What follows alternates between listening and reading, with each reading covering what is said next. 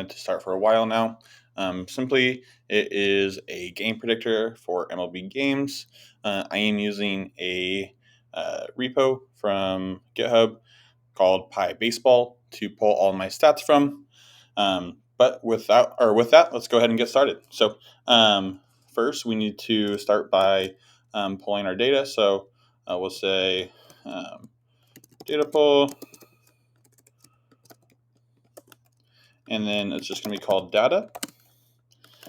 And the data that we're using is being pulled from batting stats. You can check all of the options they have on PyBaseball. They have a ton of options, but the one we're using today is batting stats.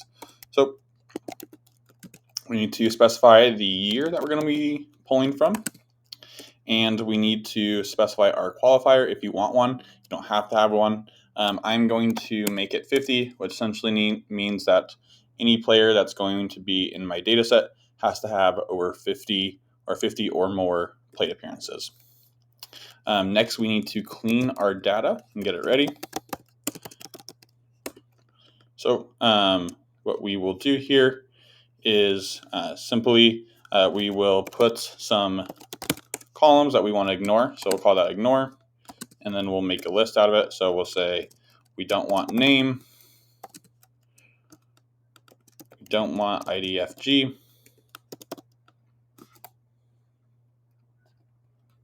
whoops. We don't care about the season because we know it's just season 2024. Don't really care about the age.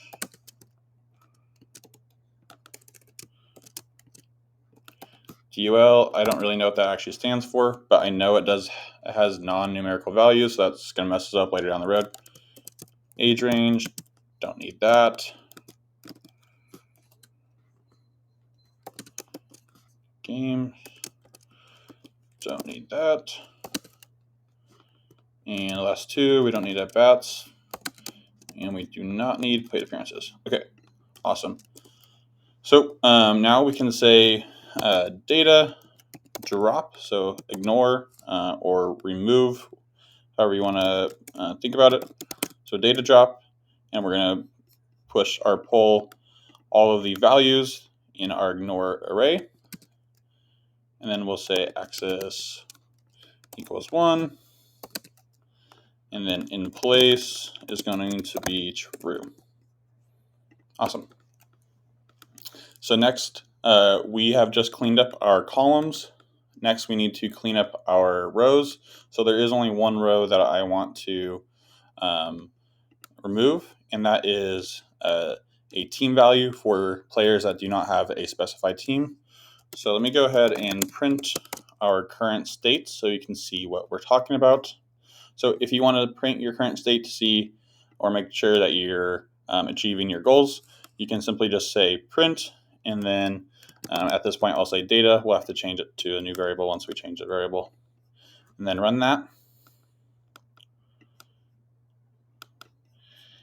And then you can see this is what we have right now. We have 363 rows and then 311 columns. All right, awesome.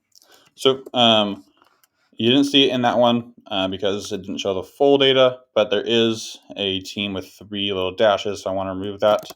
So we'll say batting equals data, column team, and then not equal to our 3 dashes. So essentially, this will pull this new data set will be pulling everything that is not equal to this value right here. So now the last part we need to do for cleaning our data is group these values or these players by team, and then get the mean of all of their values for a specific team. So to do that, we're going to say batting is equal to, actually we'll say team batting stats is equal to batting And then we can use this awesome function, group by. And then we're going to group by the team column. And then we're going to get the mean of all the values that we're joining together. And then we're going to reset our index. All right, awesome. So now the next step is we're going to create a new column / value. And to do this, we're going to say team batting stats, and then we're going to specify what we want the column to be called. So we'll say XOP, and this is just a made-up stat that I am creating myself. It stands for expected offensive production. I'm kind of just making it up as I go. I might change it down the road, but you can put in whatever you want. You'll see the parameters that I'm putting in for it in just a second. So this XOP value is going to be made up of team batting stats. So the team's expected batting average plus the team's expected slugging plus the team's base on ball percentage plus, I know it's getting repetitive, plus the team normal average plus the team's normal slugging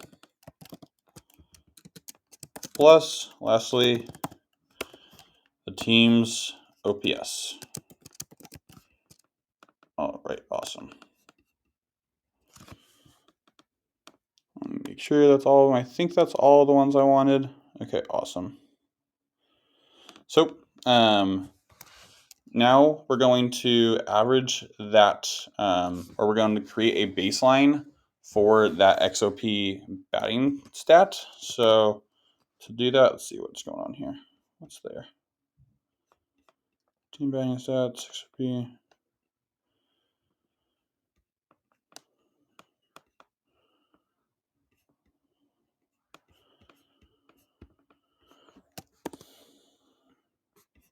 Let's see what's there here.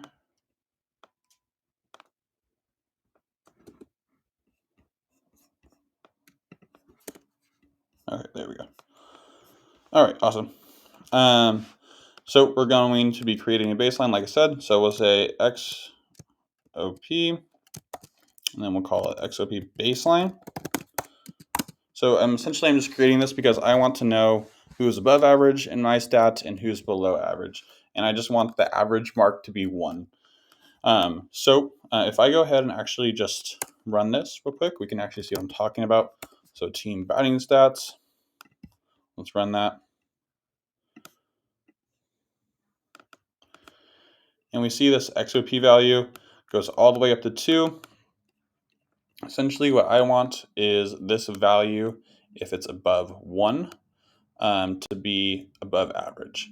So simply what I'm going to do is I'm going to take this XOP value and I am going to get the mean of all of them, and I'm going to minus it by 1, and that is going to be our value, our baseline. So we'll say XOP baseline equals team batting stats XOP, and then we're going to say dot mean because we want the mean of all of these stats, and we're going to go minus 1. All right, awesome. So that should be our baseline. So now we can go ahead and reassign the new XOP value. So we'll say team batting, and we'll just copy this. team batting XOP is equal to XOP, or sorry, team batting stats, XOP minus our XOP baseline. All right. So now if we go ahead and run this, we should see a awesome. So we can see right now that we only have 4 teams that are above average by our metrics. So we'll go ahead and adjust that as we go. I'm sure there's more than 4 teams that are better than average. But for right now, that's what we have. So next, we need to sort our data. And I want to sort our data by the XOP value that we created. So we'll say sort data. And then we'll say MLB, or sorry, team batting stats equals team batting stats. And then we're going to say sort values. And then we'll say by. We're going to sort by our XOP column. And then we are going to say ascending is equal to false. All right, awesome. And lastly, we need to make sure that the XOP value is in the front, because by default, when we add that column, it just goes to the back, as you saw earlier. So essentially what we need to do is say team batting stats equals team batting stats team XOP and